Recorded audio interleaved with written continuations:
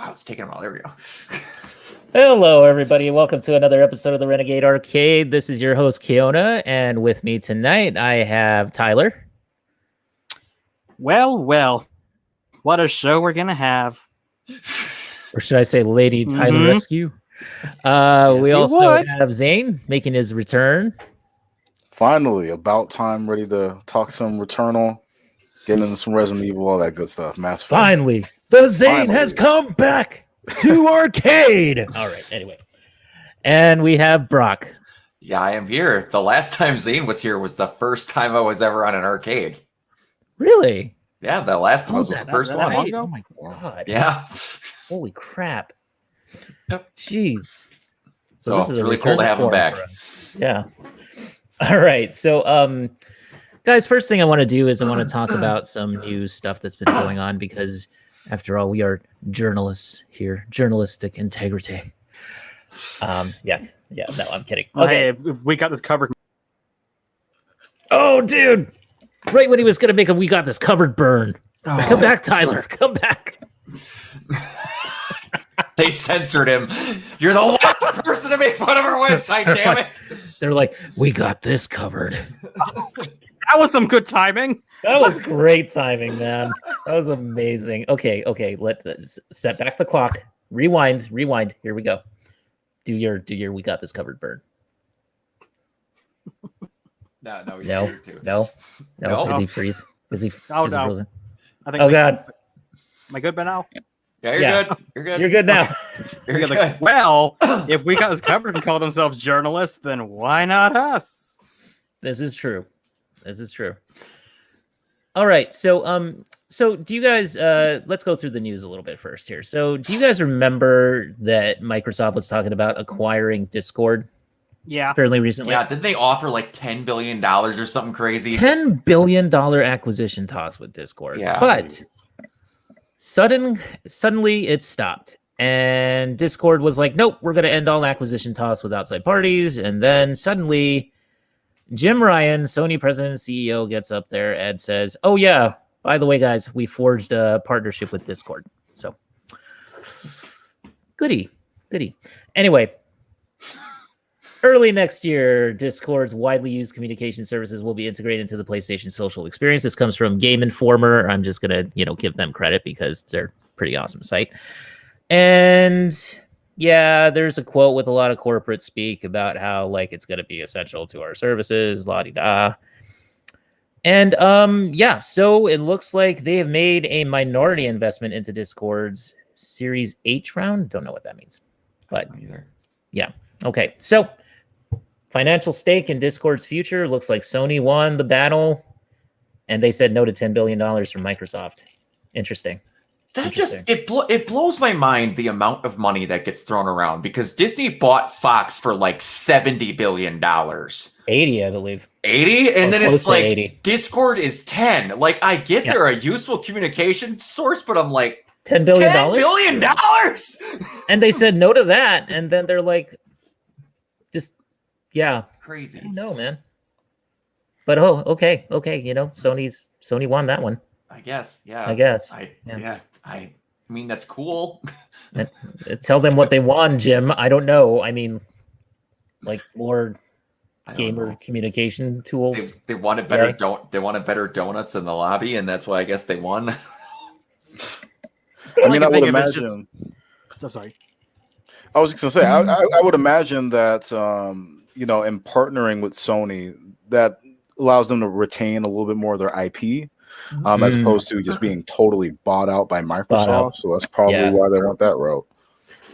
Yeah, because Lord knows Microsoft is going to just absorb them, right, into the monolith. Oh my gosh, Tyler cannot win these past few weeks. Oh, dude. What is happening?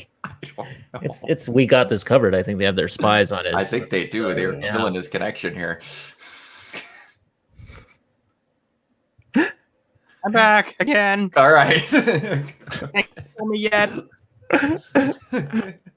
Okay, so let's talk about now. Did you guys hear about this? Speaking of Sony, you hear about this class action lawsuit against them for apparently restricting sales of digital game codes from third-party Yeah. retailers. So, yeah, Sony's been.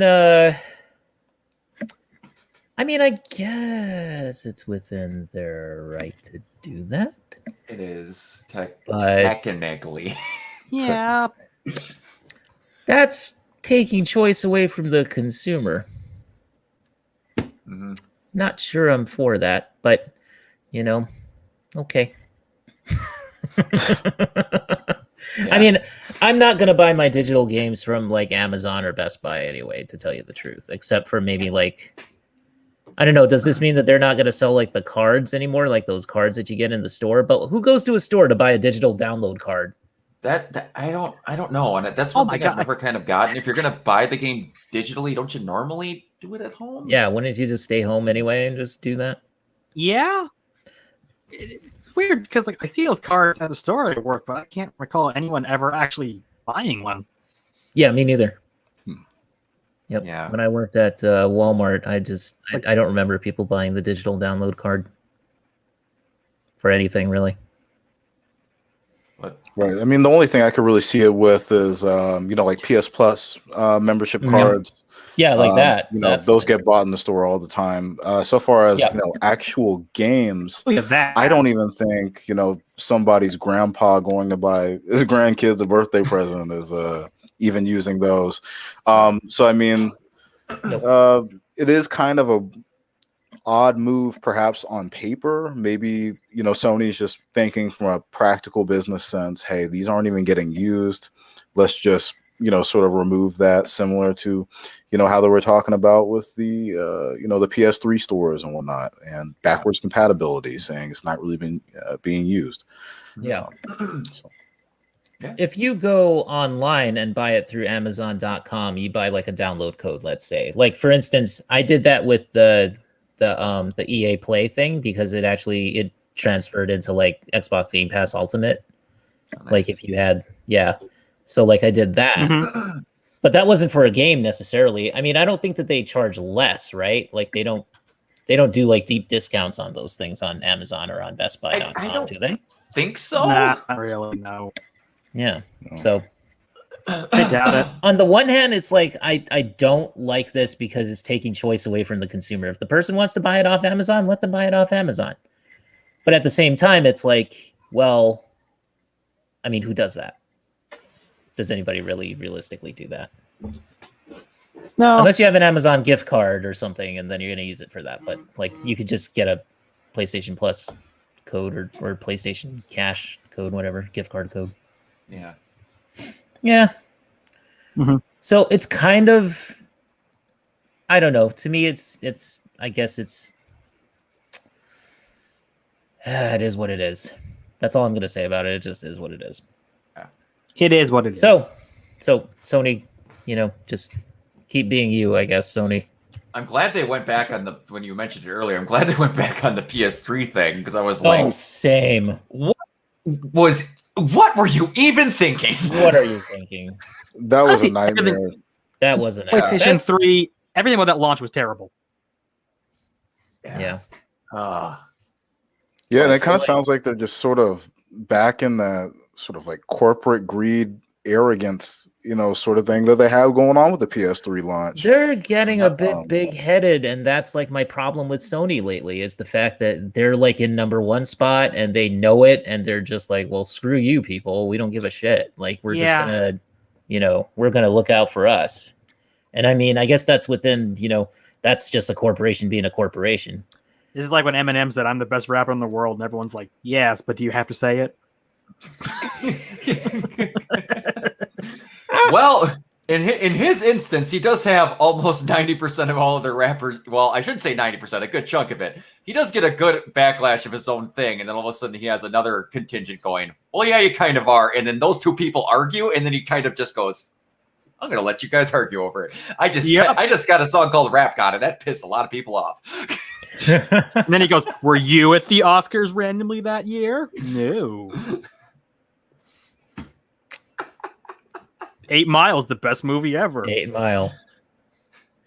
was one of those things where they decided like 15 years later, we're going to let you do the performance you didn't do because you were being a good dad taking care of your daughter. Vanilla Ice is like, I was ready to do the Go Ninja rap, but they didn't call. I would have loved that, honestly. Actually, I would have preferred that if just randomly Ninja Turtle showed up and I just started hearing "Go Ninja, Go Ninja." Yes, that would finally that bring would up have reason fit to the watch Oscars the this year. Oscars. That would Yeah, have fit the Oscars this year, honestly. actually, it would have. Yep, paging Mike and Jacob and Cameron for that one. All right, so and Josh. So let's talk about the ESA confirming more E3 attendees because we got companies like Bandai Namco, Sega, Square Enix, Xseed. I didn't even know Xseed was still around. Me neither. Here, at E3 this year. Also, Gearbox is going to cut. So Pitchford will come back and lie about another game. Oh, Yes. It's always fun. Yeah. Is he going to do another 20-minute That's- magic show trick? Please don't. Yes, exactly. He did that at the Borderlands 3 announcement, and it was terrible. Konami will not be at E3 2021 because Konami has got nothing. Because, believe it or not, selling pachinko machines is not that exciting on stage. Yeah. Still reeling from their 2012 press conference. Hit the lever. Hit the lever. Hit the lever. Okay.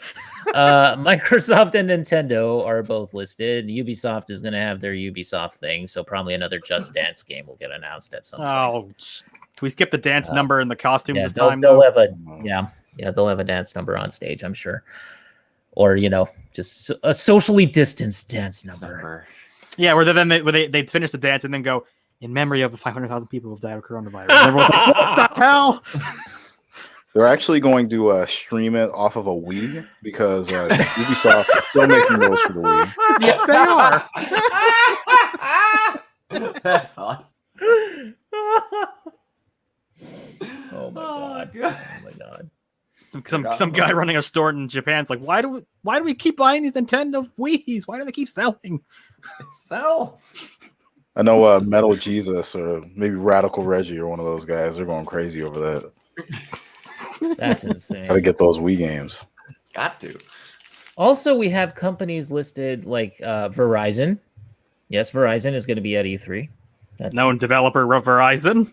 hooray. Known game developer, Verizon, yeah. Turtle Beach will be there because, Turtle Beach headsets, yeah. Freedom Games. Are they making like a Donald Trump election fraud game? Is that what this is? Like, no, I'm kidding. who's I'm Freedom? sorry. Like, who are they? I don't know who you are. I'm sorry, Freedom Games. We love you. Okay, Devious Eye Entertainment. Don't know who this is, but apparently they have an eye that's devious. Freedom And Games also- has made stuff like wow, okay, so they made a bunch of stuff that looks like the coloring style of Farmville. It's an indie game developer. Dreamscape, Okay. Godstrike, Jetboard Joust. As long as they're Never not making a heard of Trump any simulator, of I these guess we're games. okay. Slaughter League. I expected them to like where we're making Homefront 3. Cat Cafe Manager. I'm not kidding. Bestseller? Jetboard Joust. These actually look kind of cool. All right, Freedom Games, you guys have earned your freedom. For now. What has Until Devious developed- Eye Entertainment made? They make a game where you just play a guy with like an eye that's like devious. That's almost every game. That's every Resident Evil game. It is Sure. the cover, at least. And binge.com. What? Binge.com. Sounds like a third party like That's not- Netflix knockoff. Get ready for the future of gaming entertainment. Binge is an immersive streaming platform created for the gaming universe. Oh, This is the most boring base page I've ever seen. I'm excited. oh my god! Binge. I found this page. Binge on all devices, TV, mobile, and tablet computer, and gaming consoles. And gaming consoles. Get in touch with us. Can't Contact forget about at those. binge.com. Does that include the Ouya or? You know, Google Stadia Asking not for a included. They're not specific. Man. Booyah. The freaking Ouya. Do you like to play mobile games so much that you want it on its own console? Well, hey, it's better than the pitch for Google Stadia. You want to play games you like at 20 frames per second? Okay, Hey, let's man. see. Every game I ever play, and I see some person going like, "Yo, have they updated it for Stadia?" I'm like, "Who are you?" Who is Devious Eye Entertainment? Who are these people? Devious Eye. Devious. Now I'm thinking of what was it that one bizarre Steam game, I Divine What is Cybermancy. Devious Eye Entertainment. What even is this? What are you looking at? We create entertaining shows for our audience. These shows are split into two categories. One is a news-oriented information show known as eSpot, and the other is an opinionated show known as Paul's Curious Corner of Controversy. That's a terrible name. It sounds like Foster's Home for Imaginary Friends, but for video games. Oh, it does. They do music production and film production. That sounds like an SNL parody of like a really weird, like right-wing YouTube channel. I don't understand. Okay, well, we're burning some bridges tonight. I'm so sorry, guys. Anyway, I think we could live without all these. I think we could live companies. without Freedom Games and Devious Eye and Binge.com, but good luck to you guys, and also Verizon. I'm a T-Mobile customer, so goodbye. Can't hear you now. Okay, now I'm thinking of that freaking was it The Simpsons where Luke Skywalker comes out and goes like, "I'm here to talk to you about Sprint," but it's now Verizon. All right, guys. So, cool. Baldur's Gate Dark Alliance is coming to PS4 and Switch and Xbox One. That's pretty cool. All right. What else do we have going on here? So there's a former 343 employee, quote unquote, former 343 employee, spills the beans on Halo Infinite's development. This is from PureXbox.com. They have an article on it here. And this guy says that his overall feeling on Halo Infinite was, in fact, I think the finished product will still be great. The story is a big improvement and the gameplay is much richer, though the development cycle is too long, so don't expect it to be an epic-making masterpiece. And it's from an Xbox website? This is from an Xbox website. Yeah. That's curious. Does say that the team at 343 has been working extremely hard over the years, including overtime until the early hours of the morning, quote unquote. But he feels good to be out of 343's baggage, also a quote. What does that mean? So, anyway, it's a translation from Reset Era.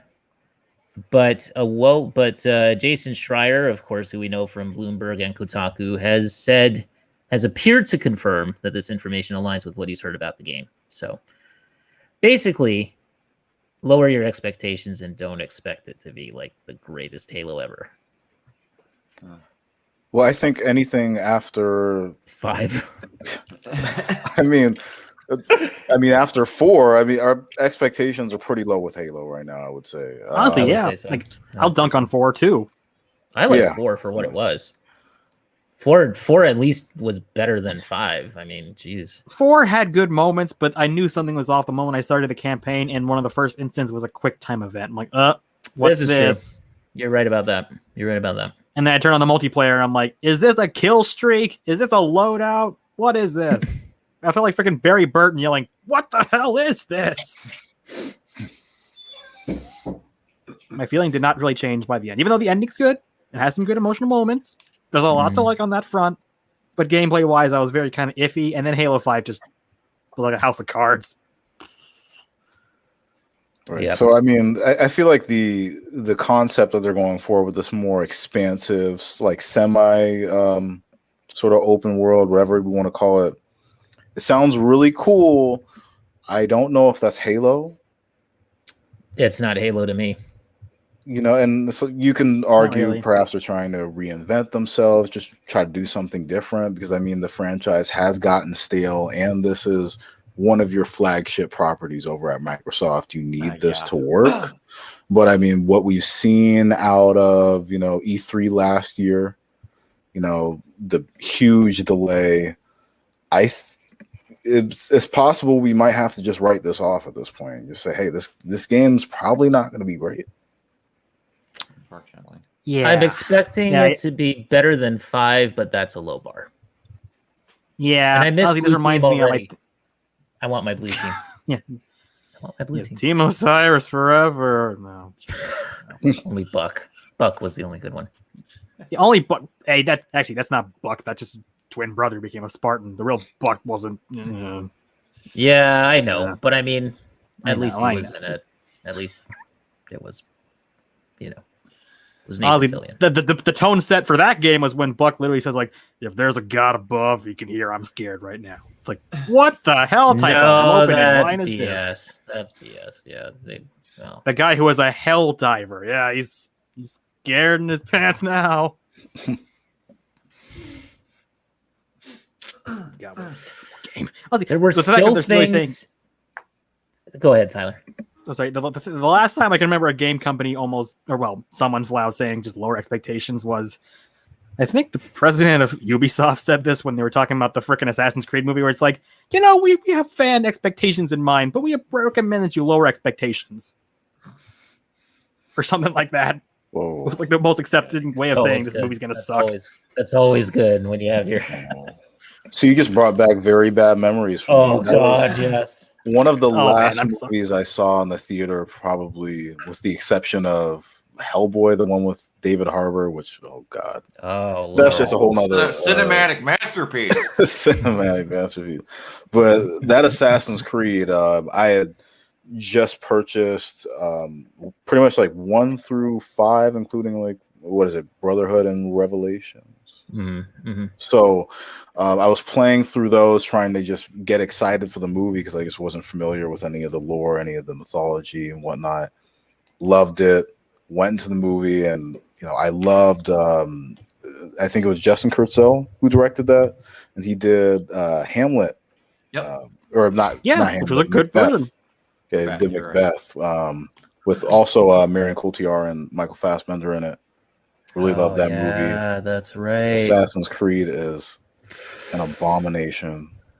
No. Shouldn't exist. Are you trying to tell me that an Assassin's Creed movie would have been better suited to be in the past for longer than some total of about 35 minutes? What I will say is an Assassin's Creed movie they could have just copied and pasted The Matrix. And it would have been fine, just with a Assassin's Creed coat of paint on it. Totally acceptable, but what were they trying to do with that movie? What were they trying to tell? He's a serial killer and he's going crazy. Like, come on now. The weirdest thing is, if you're a lore master, it doesn't make any sense, but then the games that came after it now directly reference the movie, so it's apparently canon. It's a complete mess. That's so Are the weird. new games even canon now? Yeah, they are. They literally even say, I think in the opening, not the opening scene, but like one of the first areas in like Origins, if you open up your computer, there's a freaking picture of like Alan Rickman's character. Not Alan Rickman. Damn it! Who's the guy the main villain in that movie? That's not. The studio that made it. No, not Alan. Oh my God, I'm blanking on his name. Jeremy Irons. Scar. Yeah, Jeremy Irons. There you go. Yeah, Jeremy Irons. There's a photo of him on the computer, but it's like, this is canon, but the game doesn't work like the movie at all. So I don't even know. It's weird. It's bizarre. Just bizarre. Yeah. All right. Well, what else we got here? Not much of anything, Not really. much. I mean, so we could talk a little bit about the Mass Effect Legendary Edition stuff, because apparently they've been giving away some free tchotchkes on the website. So it's always good. Plus, you can do the custom art thing, which is really neat. Awesome. I think it's neat. Yes. Yeah, what were you saying, Brock, about it though? Before we went on air, about like how they could have been a little bit better with the wording there. The thing is, in my opinion, like it asks you who are your two closest allies, and it asks you like who's your best squad mates, and it's like who's your trusted companion, and then it puts them in like descending order, and then like it doesn't show up on the cover how you would expect those descriptors to add. like your most trusted companion, I would assume would be the big old That would be the top one. No, that's one of your 2 trusted companions.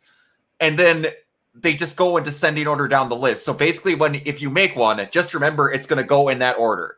So I redid it and made Tally one of the top ones and then just descended downward. The way they have it listed is weird, but the fact that you can make your own cover is awesome. The color can change back too. Yep. You can make it Paragon, Renegade, or Neutral. I like the neutral the best because I like that sort of gradient color scheme that goes from blue to red. Nobody will ever pick neutral in these games. Yeah, exactly. I honestly do. Really? Oh, no, neutral. Oh, I had what you said mixed up. I thought you said you only no one will do either way. No one does do neutral. That is very true.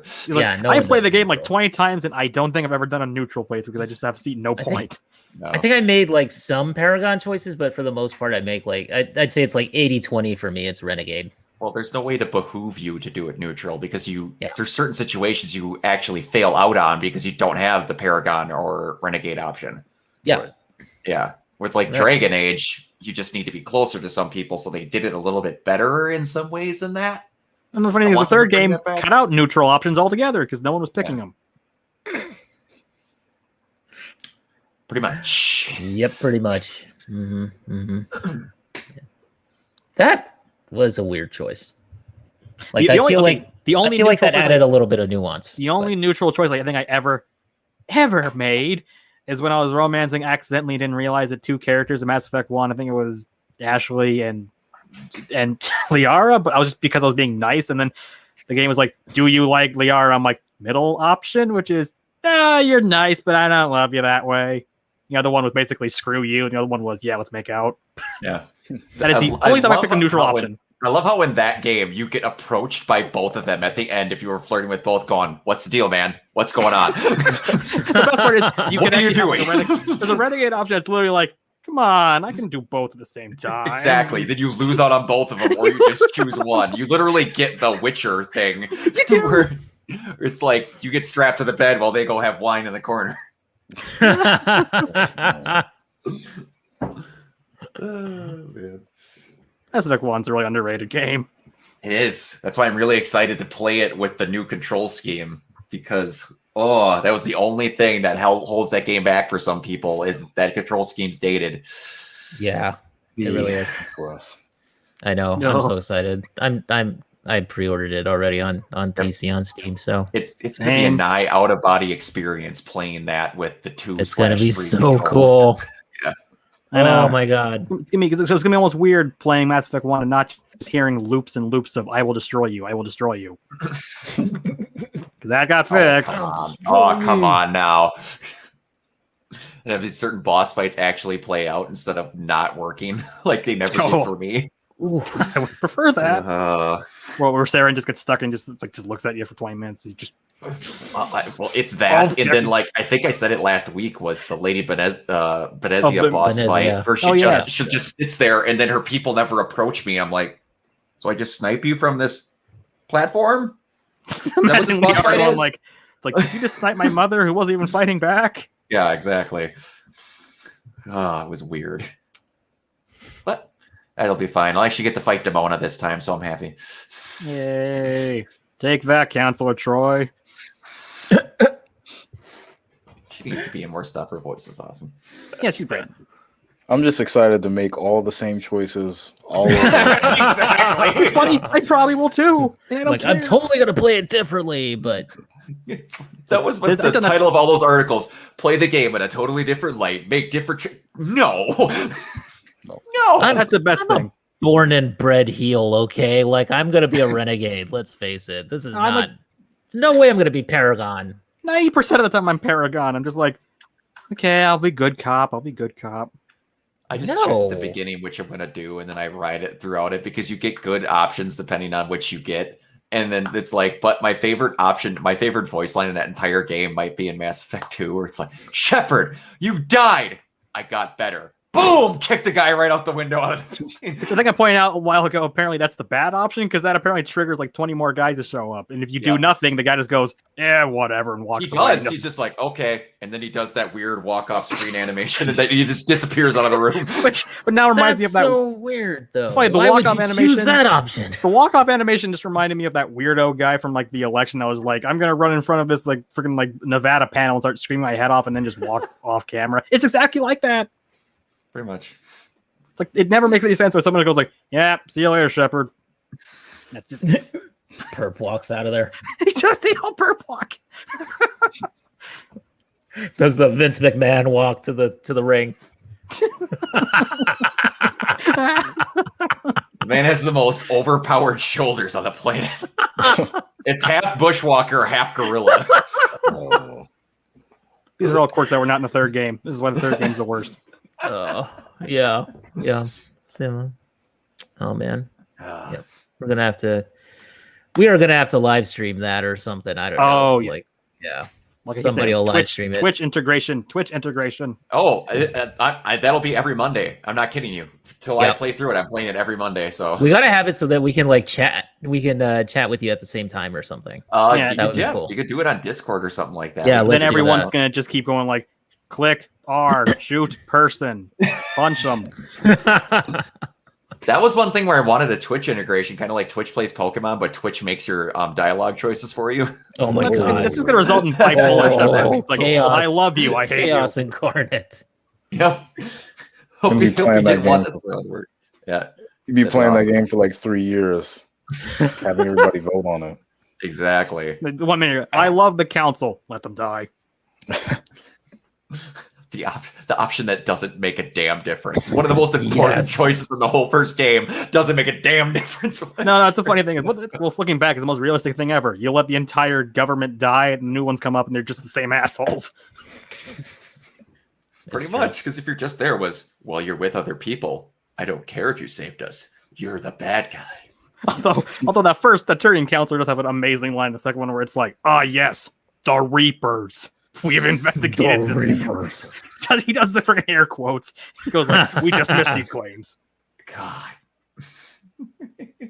It's the equivalent of Bigfoot stepping onto that platform, kicking him in the balls, walking away and going, yeah, I'm still not sure if he exists. No, What do you think that thing was that tore the council apart? Are we forgetting that thing existed? No, it's just literally the Ghostbusters 2 problem of like, well, we're happy you blew up that giant marshmallow monster, but we don't believe in any ghosts, so go away. Oh, The X-Files conundrum. Oh, somehow Scully still doesn't think this is aliens. he's an idiot. We're 10 seasons in and she's still skeptical. I just happen to think Chris Carter's an idiot, but that's another story. Yes, he is. Anyway, I mean, season 11 proves that. But Oh okay. my god. Okay, let's not talk about it. So let's move on to better topics here. Let's hype up Resident Evil Village, guys, because that's coming out in a few hours, I think. Mhm. It is. Yeah. 2.5 to be precise. Are you excited? Are y'all just ready to meet Lady D? I think I am. Oh, I couldn't tell. I couldn't tell either, honestly. Oh, wait, the hat's a reference to, I got it now. I was really confused for a while. Oh, man. Oh man. So, But yeah. Yeah. So what do you guys think of the reviews and stuff? What are your thoughts? I'm liking it so far. Everyone, for the love of God, avoid YouTube, first of all. Yes. Because Yes. I know what the ending shot looks like. I don't know what the hell it is. I know what the post-credit scene looks like. I don't know what it is or who the hell that is, but I know what they look like, context away, so I'm still partially safe. But Wait, what am I looking at here? don't look at them. Don't. On Pure Xbox, the first shot in their freaking like review is this weird ass shot of like it looks like an industrial set. Okay, I'm closing you. Don't. Goodbye. Yeah, like Oh, no, goodbye, don't sir. do it. Don't, There's no. weird shots where like What I'll is let you know that? that there's third-person cutscenes. That's all I know. Oh, What I found fascinating is depending, everyone seems to say gameplay is great or actiony, still scary in certain parts. They say that just like in every Resident Evil game, it loses steam by the end, but it's still fine. Well, that is the legit problem with every Resident Evil game ever made. They go, what's the setting? This. Cool. We're going to make the entire first thing deal with that. Question. Do we still have to have the lab before the final boss? There will Resident be one. Evil. Yes. Okay, so we're going to have to just make up areas and tag it on? Yeah. Okay. It's like it's every time the beginning area is always cool, and then they're kind of like, we have a formula, and if we don't do it, our entire studio is going to fall apart. Although with Resident Evil 7, they kind of subverted it where it's like 80% of the game is very interesting. It is, because they went from like 4, which is around averagely 20 to 30 hours, 5, which is around the same, 6 to where some people are still finishing it to this day. Yeah, it's ungodly. And then they went back to like a 10-hour game. So they pretty much made it just the house where they're like, hey, we're going to shrink it down and be real good. So, well, I'm like taking my time and I'm going through 7 for the first time. And you guys did not warn me about Mia. Oh, and I'm so glad that you didn't, because Mia is awesome and I kind of love her.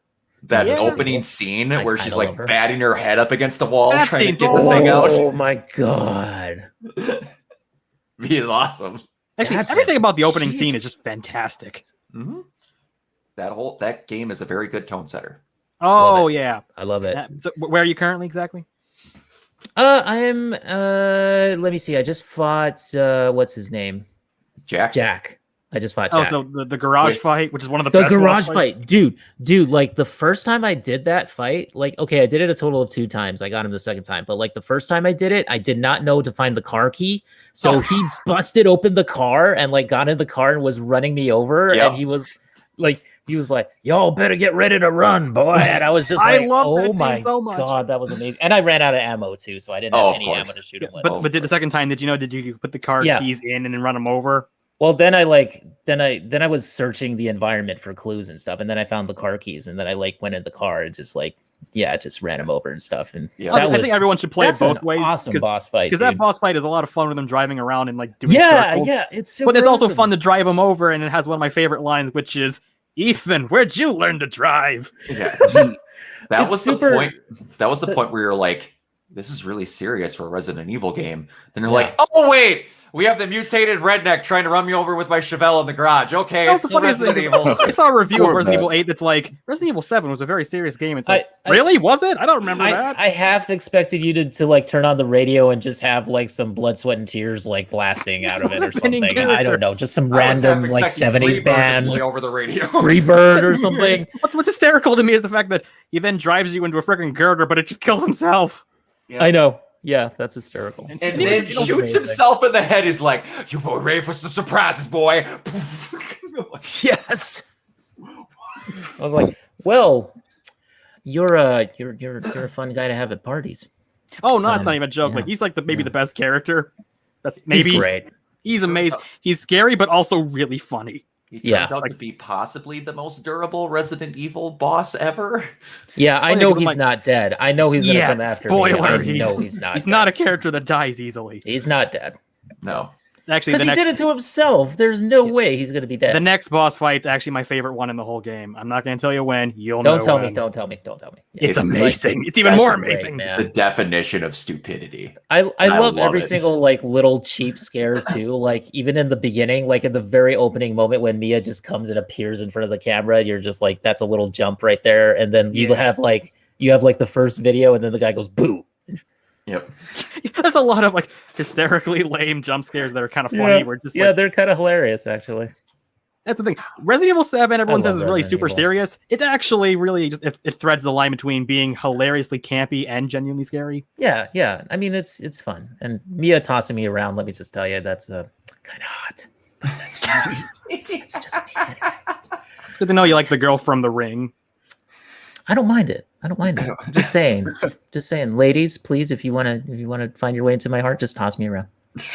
Oh, I'm sure Resident Evil 8 will indulge you on that. Yeah, I was say, don't worry, you got a 9'6" vampire. That's good. I'm good with that. Speaking of that, I have to mention I've read so many reviews that are like, okay, They talk about her quite a bit. Not a spoiler to say she's not the main villain. I think I saw a couple of reviewers say she's like the Salazar of this game, where it's like a major character, but not like the main villain, which also makes sense because Salazar is also the castle guy. But I've seen one reviewer say she's awesome, but she's not even the best of the bosses. It's actually, I think, was Lady that Benvenuto is what someone said was the best one. Yeah. They said like the weird like skeleton puppet lady is actually the best boss fight. That looks apparently. But then the Washington Post article said the opposite, which is that she's so awesome it makes everyone else suck, even though they're awesome. That's all going to be preferential taste because everyone's going to have a different. Depends on how much you like your 9'6" vampire goddesses. That's all I'm saying. Yeah, I get the impression everyone's going to walk away with like a favorite boss here, which is different from RE7 because everyone's just like, okay, Jack's the best, but the other two are good. I'm just happy that I'm about 99.9 to the infinite decimal sure that no one's going to have a beehive vagina in this game, so I don't have to deal with that again. Okay, yeah, it's like I replayed Resident Evil 7 like 4 or 5 times to get all the achievements last month, and the thing that never stops disturbing me is the sound effects in that boss fight. Those ones are I'm like, okay, I'm gonna mute the TV now because these. Okay, Fiona will know. Let me ask you a question though. How do you not get that first achievement? Because apparently on Steam it says 96.4% of players. I was going to mention that the one that literally just says like you took a trip to Louisiana, which means that you just literally watched the first you get out of the car and it's after the first cutscene and you get an achievement for it. How do you not get that achievement? It says like "Welcome to Dulvey." That's like literally it's what it's called. Does your game just bug out, or do you just not play it? Do you just like maybe stop people just playing? installed it and never did it? No, I think they booted up the game. They played like the first opening cutscene and then just like, suddenly stop before the gameplay starts. Mia scared them away. Mia just scared them away with her video message. She looks really pretty. Maybe they the one where she's begging for her life, begging Ethan to not come get her. No, the actual first one where she's like, loving husband. I know, but then it cuts to that. Then it cuts to the creepy. Then scene. it goes to that. So did they just like not like that scene, and they were just like, dude, I'm just checking out right now. I'm done. Yes. Like I prefer blondes. Cut it out. I don't know. First person Resident Evil, I'm out. Yeah, exactly. There you go. Okay, maybe there might that's be what it was. Maybe that's what it was. Because I know there are a few what people is this that are fear crap? Oh wait, it's written by the guy who made one of the fears. Oh no.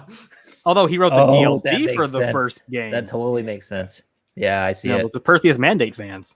That was so great though. Like I love that. I'm in love with this game. I'm in love with Resident Evil 7 because it's just so cool. Like the way that she turns on you and stuff. Like I knew something was happening, but I was just like, what is going to happen here? Because I know something's back to roots. Yeah. It's also a game that when you replay it, like, okay, it all makes sense. Yeah. Definitely seems that way. So. Oh yeah. What an excellent game. I'm just so impressed. Like I think I'm really gonna love Village. Oh yeah, because I've seen some reviewers say it's even better than 7. Some people say it's a little bit less, but I've seen a lot of arguments about how much does it compare to 7, and some say yeah, sometimes no, sometimes people say about equal actually. But I've not really seen people say this is a bad game. Avoid it. Even the people that are like it's a good game. Play it, not my favorite. That poor trooper guy, man. Oh my god, that cop who came and gets his head shuffled in half. Oh god, the best thing is dude. Technically speaking, that's the first guy who gets murdered in the game. Of course, it's the black guy. Yeah, of course. Oh no! Of course. He's the only one too. It's like, oh, yeah. Capcom. If you don't count all of the random film crew that got slaughtered before the game. No. Those were all 3 white guys. Well, I know if you don't count Pete. Yeah, I thought you didn't. You're saying there's no other one else. It sounded like you said afterwards. Oh no! As in, like the random people that have been kidnapped. And oh right. I love those story beats where you just like walk up to the guy after he disappeared, and then you walk up to that one dude who's like standing there, and I'm just like, I literally stopped in my tracks for a second because I was just like, okay, yeah, we're gonna Blair Witch this shit. He's dead. Yeah, Zane, what's your favorite Resident Evil game? Well, it's funny you mentioned that because the only Resident Evils I've played, embarrassingly enough, the ones on the Wii, the sort of on-rail shooters ones. Oh, okay. Those were kind of fun though for the moment when they came out. And I also I just started the first game a few months ago. Nice. I maybe got a little bit more than halfway through, and I just kind of sat it down, haven't put it back up. But I'm so sorry for the Mia spoilers. Then It's fine. no, I mean, I've seen so much out of Resident Evil 7. I mean, it's been in my backlog for years. I think I got it shortly after launch and just haven't really touched it because I'm that kind of gamer now, I guess. But Oh, don't worry. Just We're below all that shelf, adulting. It's hard to is a find stack of time. like 20 PS4 games I didn't touch. Oh yeah, yeah, man. So I don't know. I'm hoping I get back to it soon. I think Village looks dope. Oh, I've been told it has a recap of 7, and so it's, you don't need to play 8. It'll probably decently show up everything you need to know. Yeah.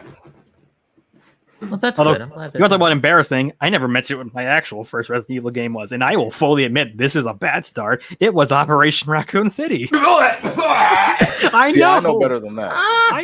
Look, I was young, and my friend was like, "Yeah, I got this new Resident Evil game. You want to play multiplayer?" And I'm like, "I never played one, but I'll buy it." Oh, Boy, that's terrible. what a mistake that was. Remember that time that Capcom thought Resident Evil should be an esports game? No. Mm. No. Remember the final boss fight, which is like 30 missiles to kill Leon? Yeah, that was a great If anybody game. wants to see anything about that game, they should just watch Susie Hunter's video on that. Yeah, on, like, the she Resident kind of had Evil the best stuff, video. yeah. She had the best video on Resident Evil Operation Raccoon City, which is not even the worst of the franchise, although it's pretty close. She has a lot of the best videos, to be honest. But like, wait, they did Operation Raccoon City before they did a Mega Man Legends remake. Yep. Let's just put that into perspective. That's a problem. Yes, sir. And then I guess someone at Capcom went, "How can we do a worse game?" And then someone said, "I have an idea. Let's call it Umbrella Corps," Oh, which is actually quite canon now. ouch. Yeah. Capcom, before they got their head back out of their asses with like Resident Evil 7 and the games following, didn't really know what they wanted. Well, actually, I think Revelations 2 is when they started to get back on track. Well, I get that, but then they made DMC and some other things, and once they went all in-house, they kind of just went, "We're not losing anymore ever." Yeah. We're not doing any more Bionic Commandos. Sorry, guys. Oh, Commandos. Your arm is your mother. No, it's his wife. Get it right. I couldn't even Stupid care less to plot lines remember the need to be twist stated anymore. correctly. Now that's a film adaptation. That's One of my favorite things is Wooly from Two Best Friends is really into Bionic Commando. So then Matt, for his birthday, made him a poster of the guy swinging through. And it says, his arm is his wife. This game is fucking stupid. He's like, I can't put that on my wall, man. My mom comes over and sees that. That's the big problem. It's the fact that mom's gonna see it. Not the spoiler. And he was voiced by the guy from Faith No More. That's why he has dreads. I mean, the original Bionic Commando games were excellent, but like, I don't know. Yeah. Remember when they put that new character model in the new Marvel vs. Capcom? Yeah. It's like, we got Spencer. Nathan Rad Spencer. He's so rad. So rad. It's such a 90s character name. It sounds like a Steven Seagal character. It does. Yes. One might say he's under siege. One might say. But is he above the law, sir? But does he have a contract to kill? Okay, we're gonna. And run is he out of hard to Steven kill? Seagal. No. Oh, no. What's the one that's in Alaska again where the bad guy Is he out for justice? Out for justice. Every Steven Seagal movie is just 3 vowels. Did he also stop his career to have a short-lived country singer, short-lived stint as a country singer there? Which is hopefully the prep for another one of his movies. What? Nashville to Kill. Also, apparently he's a cop now. yeah, that's what I was going to mention. Like, wasn't he? I think he was like a cop in like New Orleans. He had his own or something. show for a while too, doing it, didn't he? I He's out believe for so. justice. Yeah. He also has the glorious award of being the worst apparent host of SNL history, apparently according to Lauren Michaels, and that's after they had Donald Trump on. Yikes! Youch.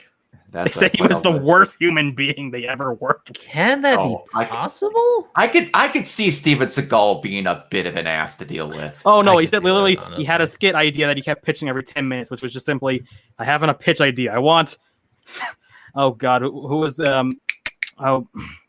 Gene Wilder's wife. What was it? Gilda Radner. I want Gilda Radner to be playing a sexual assault victim talking to a freaking like psychiatrist played by me who keeps harassing her sexually. That's the joke. And Lorne Michaels is like, No. This what? And you No. go, it's amazing, right? It's like, I don't think no, that's get funny. out. Get out.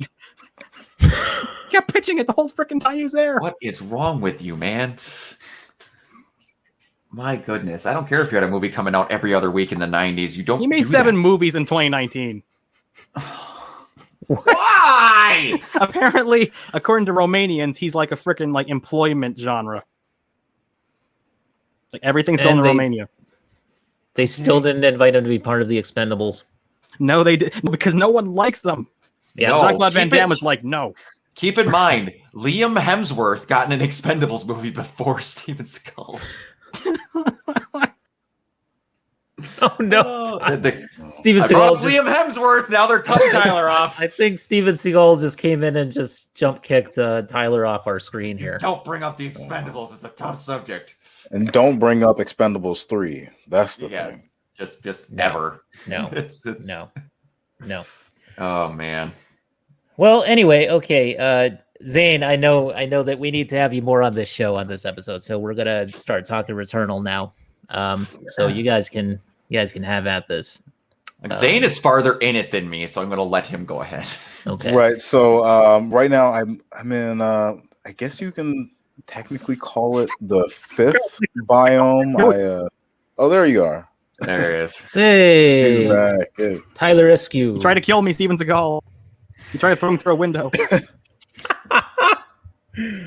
It's like you're not above the law, Tyler.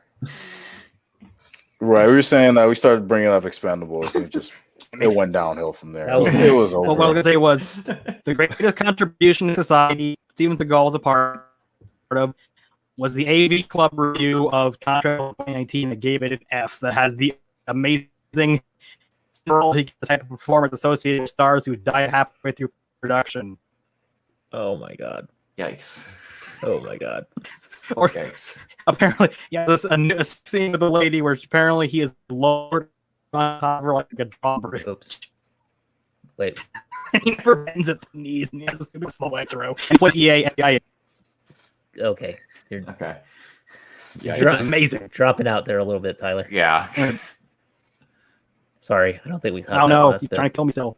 He's still out for justice. Oh no. Still out for Anyway. justice. Okay. Anyway. So now we're moving on to Returnal here because Anyway, we're not the Yeah. movie podcast. Wait a minute. Yes. Yeah, so we're moving on to Returnal here, and Zane, you were telling us that you Anyway, made it just to the with REA, it's gonna be amazing. Like, you know, yeah.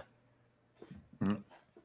Okay, so Zane, you were telling us that you're on the 5th biome, or I guess like the 5th level. Yeah, because it's weird that Oh, yeah, that's the fine, game yeah. doesn't really sort of inform you of sort of what stage you're at really until about the first act when you pass the first 3 biomes. So the other night I beat the 4th boss, so I guess I'm in the 5th biome, 5th area now. I'm enjoying the game a lot. I think it really has an inherent sort of accessibility issue in that the runs are just way too long. I mean, at most, I think I've gotten up to about 2.5 hours. Mhm. And then of course, dying after that. So Do you have save it- points mid level? and no, there are no save points at all. I mean, there's sort Ooh, of that's like a There's like checkpoints. oh, technically for yeah, there's like a distance. mid sort of checkpoint feature that they have in each sort of biome that you yeah. can return to after death, so you're not having to run through the whole thing, but it's not like some sort of hard save or what we would perhaps call like a traditional checkpoint. So really the only real checkpoint there is in the game is the one after passing the 3rd biome or first act, where there's just sort of like a hard story moment there. But just the sort of having to plan your entire day around trying to play this game, especially me, and I'm somebody, I have kids, it's just Yeah. it's like I can't make it work. I got to a point, last night. It's like, okay, it's 10 o'clock. Do I want to put on Returnal? Do I want to do anything else. I'm gonna do anything else because I can't just get like an hour in, die, and then call it a night. That's a little bit of a waste. Yeah, So I that's- mean, uh, so I think there's that just inherent accessibility issue. I don't agree with some of the sentiments I see online saying, perhaps it's too difficult. I think that's just a sort of a thing you have to just accept or move on from, being that it is a roguelite. But I like the game. It has issues. It shouldn't be $70. It should perhaps be, I would 50? say like 45. Yeah, 40. 45, 50. Yeah, especially, oh my God, this game is not in true 4K. It's 1080p being upscaled. Yep. Oh, And really? it is noticeable Oh, when you God. play the game. You're like, this does not look next gen at all, especially coming off of previous exclusives, be it Spider-Man Miles Morales or Demon Souls, which is phenomenal looking. It's very strange. They sort of went this route with it. Do The they accessibility, the price point it's a mess. this being a Housemarque game, it's their first, like, I guess you could say like a AAA sort of game or AAA light kind of game that they've done. So I'm wondering if it's because of that, like there's certain like design flaws, maybe. But like, do they still do the voxel thing with the enemies, like where they kind of explode into little voxely bits? Well, the 'Cause that obolites, I was- guess, would count as that because you're That was kind when they of- die. Yeah, that's kind of like what they did in their original games, like Resogun and stuff. But like, yeah, I mean, it's so that's a little disappointing to me because I think they're a really good developer. But yeah, I mean, I don't know that this game screamed like premium purchase to me. The weird thing is, and Zane has been my main talking point with stuff like this because me and him, but like we both got it. I was like, there's not many people I know that I was like, this is the first, like you have to have a PS5 to play this. So I was like, hey, he's the guy I'm talking to. If I had a PS5, I would have it. Yeah. Oh, trust me. I know I've been trying, but I got it instantly. And like, it's one of those weird things where it is a game that is made exactly how the developer wanted it to be. Yeah. Like they had an exact goal, they had an exact dream of how they wanted it to be. The game is difficult, but there is ways where you can get around stuff. Like I was getting my ass beat for forever on that first biome, and then I beat it, and now I can get to that whole first biome without ever being hit. But then I get to the second one, and then there's just kind of some issues, like he said, where it's not even just the fact that the runs are like 2 hours, and like the checkpoint thing that he said, if you die halfway through, you have to have currency and able to do it. Right. There's no automatic thing. Really? But like you could get some things where it's like there's a little thing called an astronaut where if you die, you can get revived, where it's relatively cheap. So if you kill a decent amount of enemies and you find the storeroom, you can get it. But it's like the main problem I'm having, and again, this is not a bad game. I will not say it's a bad game. As much as I complain about me being bad at it, that is me. This entire podcast, keep in mind that I am not besmirching the game. I am bad at it. So there's just rooms where the first time I got into the second biome, I got my head stomped into the ground by that weird obelisk thing with the tentacles just kicked me into the dirt. And then I had a friend come over. He was like, I want to see Returnal since it's the first like PS5 game since I wasn't going to try Demon Souls because I'm not great at it. I'm like, oh, he wants to watch me play Returnal. This is not going to be fun for him because I'm going to get my ass beat. He's going to watch me get my nuts kicked in for half an hour. But I made it like all the way through to the first boss with a godlike roll. And then I messed up, used health items at like 90% health, and then almost one shot at the boss and would have because of that. And then after that, all my rolls have been basically, if you pick up this item, you'll die and also shit yourself when you die. Like that's been the perks I've been getting. Like the RNG has not been kind to me. And that's one thing where it's like Zane was saying, you could commit 2 hours in your day and get just crapped on by random generation to where you don't get good rolls, you don't get whatever, and then you spend a night going through something and you didn't get anywhere. Like that could be very disheartening, and I'd be very okay if those runs were like a half an hour, something like that. But like if you're taking your time and clearing out all those rooms, like he said, it could be 2-3 hours at a crack. I don't think you get past 3 hours, but I haven't gotten to the last parts. I've heard they're longer. And Zane has told me that the beginning of the game looks like Child's Play once you hit the second act of it, technically. Really? But it is a game that the most thing that I enjoy about it, honestly, it is the best implementation of that DualSense controller. Yes. There's a lot of cool stuff there. It's fun to play. It is tight knit. They know what they want to do, but like he said, as beautiful as that game is, it is not true 4K. It is a game that, and this is going to sound weird from us just saying that Resident Evil is likely only going to be 12 hours long, and I'm okay with playing $60. This game, if you're good at it, I mean, really good at these type of games, you could probably beat in 5 hours. Am I not far off with that, Zane? That's not great.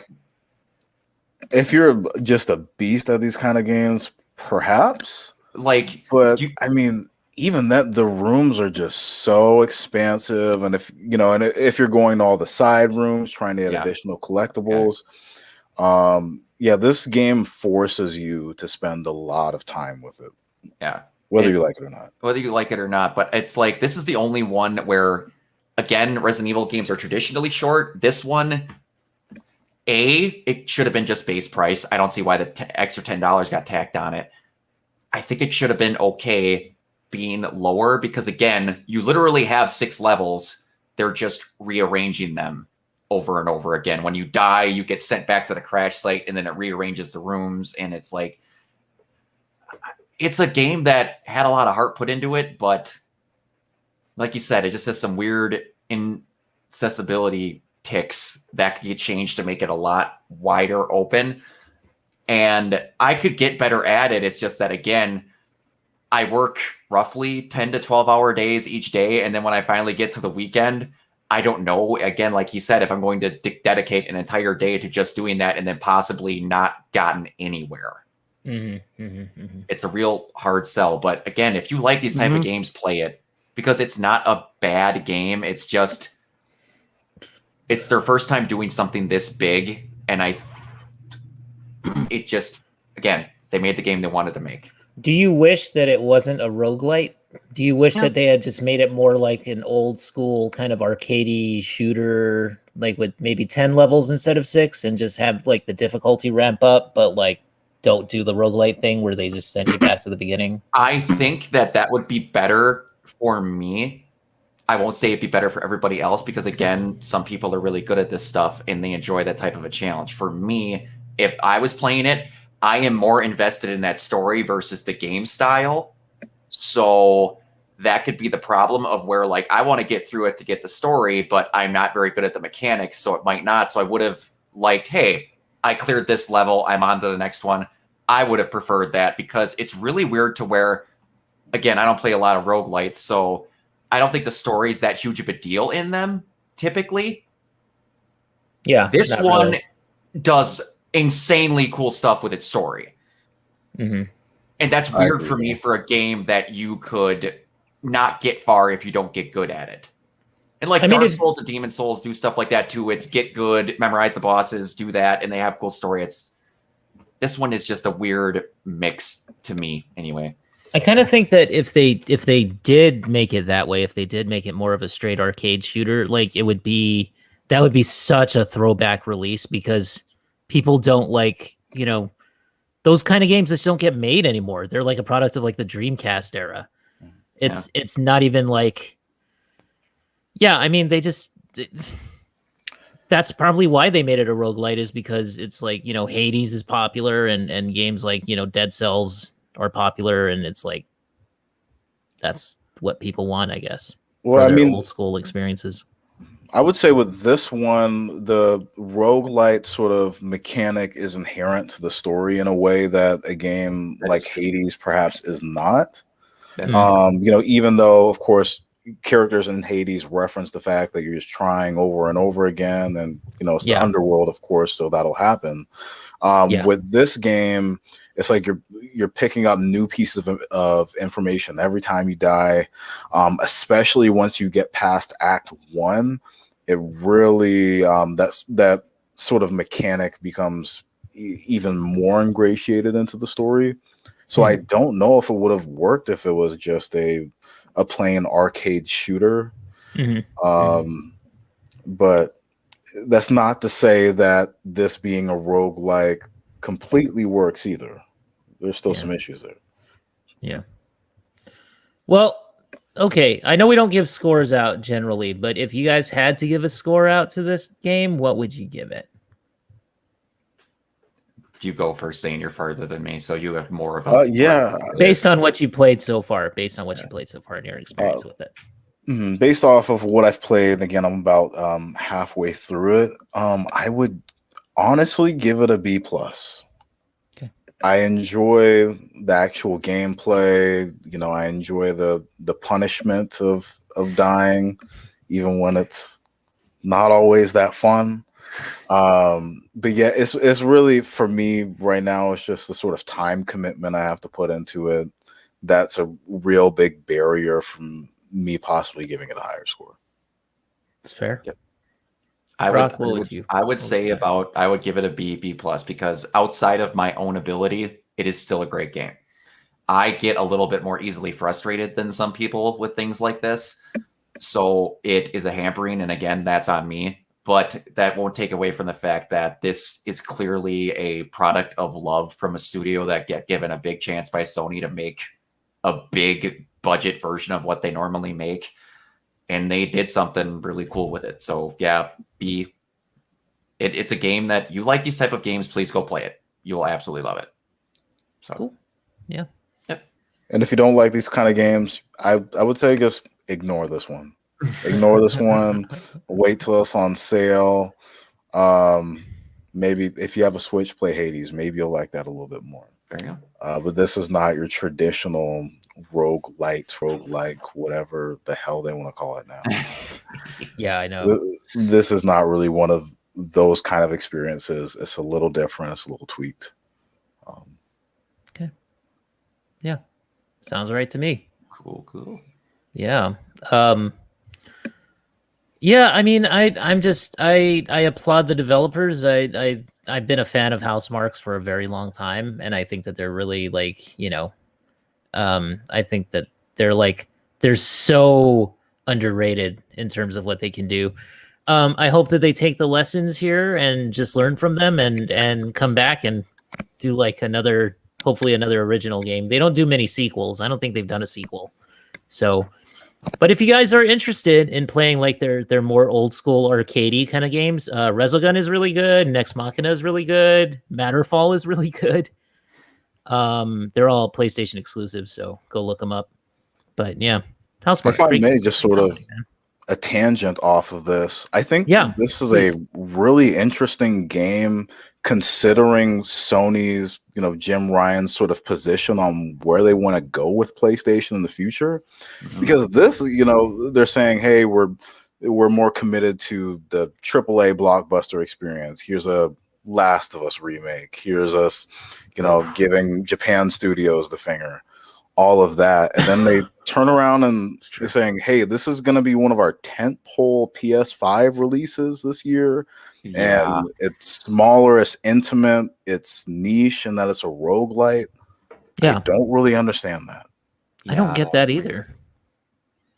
So, and then especially, again, the $70 price point with this kind of game. That is a little strange. That's alienating people even further. Was Demon's Souls 70? Yes, it was. Wait, what other ones, again, because I've only like Miles was lower. Were those the only two that were 70? I believe was Sackboy 70. I didn't play it, so PS5. Yeah, I'm not sure. I only got Spider-Man and Demon's Souls at launch. Okay. This is my third real PS5 game like that.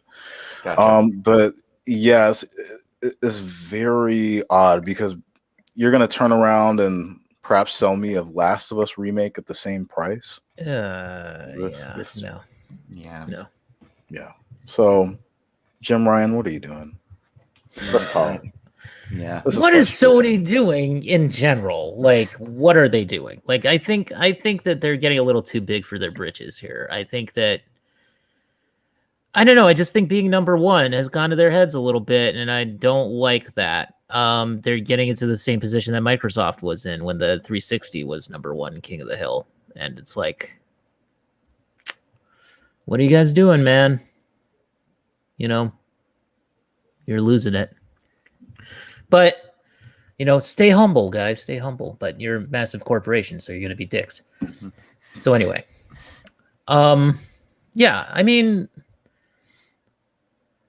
At least we got Resident Evil, and at least we got Mass Effect. Like I think overall it's a net positive month for games. Oh, absolutely. And Returnal is definitely cool. Like I said, I would pay $70 for it, but that's only because I want to support Housemarque as a developer. So that's the only reason why I would pay that much for it. But like, yeah, I mean, yeah, it's not a $70 game. It doesn't scream that to me. Like, it never really screamed like big, huge AAA. Like, this is the first next gen title, or the first like next gen exclusive title. And the weird part about it too is game. Though. What was that, Tyler? Say that again, if you can. Did you freeze? What $70 to you personally speaking? Marvel Spider-Man 2 would scream $70 to me, depending on what they do with it. If you tell me right now that in Marvel Spider-Man 2, you get to play in all of New York, all of it. I mean, all of it. That's $70. Yep. That to me is ridiculous. I guess like a Red Dead Redemption game, maybe $70. Yeah. Well, that I don't even want to know the small country that you're going to be able to play in GTA 6, but yeah, I don't. Yeah, what was really weird also about this is that like when they were advertising it, they were advertising more of what the DualSense controller was going to do with it versus the game. That is what was weird to me. It's weird. Yeah. But, I mean, it is cool, but yeah, it's weird. How have the sales been for this game? Do we know yet? I don't know. Pretty middling from what I don't think we know yet. It does scream niche to me. It doesn't scream like it's not a mainstream type of title, I don't think. I know at the very least, if you sort of just look at like the Google tracking on, trending topics and whatnot, hasn't really been a lot of it until, the past week. And then it's sort of dying down again, that anticipation for, games like Ratchet and Clank, Resident Evil, that's kind of building up a little bit. So I don't know. And, I log into my PS5 every day. There's no one really playing this. Is Ratchet and Clank worth $70 to you? Is Ratchet and Clank worth $70? I've seen more of it. I don't. I mean, if you're a hardcore fan, maybe. Yes. And I'm not even a fan like that, but just seeing what they're doing with that rapid sort of world switching with the SSD, I'm like, sold. This is next gen. Awesome. To me, it's not. Really? Yeah. No. I mean, that part of it is, but I wouldn't pay $70 for it just because I don't care about cutesy mascot platformer action things. I don't care for that. It's not my type of game. Okay. Too many squeaky voices. Too many squeaky voices. I can't do it. I can't do it. It's got Jen. Come on. Do it, though. No. Just I'll be busy playing Mass Effect. Yeah. You'll hang out with Jen in some way. Yeah, there you go. Yeah. Exactly. Yeah, that's my Jen. But go. Like literally open up any game and then he'll probably be there. But you know what though? I mean, compared to Returnal, I mean, like, yeah, it's even the name, like Returnal. People don't know what that is. They don't know what that refers to necessarily. That's one thing where it's gotten to the point of where I'm like, I don't think that's going to be based around what it is. I think the problem is that not the fact that it's called Returnal, that it's a game series that they've never heard of that costs $70. Right. I think that is a big hampering on why people aren't getting it. But that means then that no new IP should be made. No, I don't think no new IP from a company that's not big, it should cost more than the IPs from big, well-known companies. Right. Okay. I think what you're more or less getting at is that we just did not see much of this game at all. No. Until about a week or two ago. People No. don't even know who Housemark is. Like I Right. kept saying Housemark on this podcast, and everybody's like, "Who the hell are they?" I mean, Yeah. you know, like they don't know who this developer is, and that makes me sad because, like I said, underrated team. Maybe they bit off more than they could chew with a big, huge, you know, so-called AAA, you know, trying to go mainstream with this game. They are not a mainstream developer. They're not. What they do is they do arcade stuff, and that's like their specialty. I know that they're trying to branch out, but I mean, like, you know, just if this ends up being a sales failure and the team gets broken up because of it, I'm going to be very sad. I don't think also that's what I'm getting at with the $70 thing. Yeah. It should have been advertised more Yep. outside of the you crash land on a planet. Like outside of the first jungle, nothing of that game really got shown that much. And again, for a studio that most people haven't heard of, and a relatively, which like new things are fine, but basically a lot of times now, most people that have the system, which is not a lot, are going to buy games they know they're going to like. So it's in a really weird place where it kind of was stepping into a really deep pool without any water wings. And it's not the team's fault. No. So it's the handling of how it was released was really off. Yeah. Because they had just shown off I think they did like a first 45 minutes of it. They let a lot of YouTubers and whatnot do that. But that was like a week before release. You should have been doing that 3-4 months ago. Absolutely. You know, so we actually know what the game is. So then, you know, I watched the first 45 extreme. minutes. I'm like, okay, cool. This looks good. I guess I'll buy it. And, you know, thankfully I'm enjoying it. But still, it's not going to shake a lot of people to say, okay, hey, I trust them with my $70 now, even though I'm seeing, you know, this 45 minutes of footage a week before this AAA Sony game comes out. Yeah. Yeah. Yeah, because it's like you want to know what here's a good example. You You want to know what else has Mass Effect and Resident Evil. Yeah, you want to know what also, because not just against Housemark, because there's nothing against them. There was also, I got to think, I can't think of what the team's name is. It's a team I never heard of until they made it. The people that made Godfall. Gearbox. No, Gearbox published it. Oh, they wait, published hold it. Okay. But a team I'd never heard of made it. Godfall, I don't know. That didn't explode either. And I don't remember if Godfall was Counterplay. Thank you. That was another example of there's a new IP that actually got a shit ton of advertisement. Yeah. But it's just not. I don't know if people are willing to try new stuff. You know what? I'll say to that. so. That also sort of happened post Avengers as well. And it's like, okay, I don't know if I want another, you know, looter, brawler, hack and slash experience. That is very true. Oh, especially after that thing. Ugh. Yeah. Yeah. That was a biggest I waste actually- of $80 I I was ever did. so excited for that dude, campaign. I know, me too.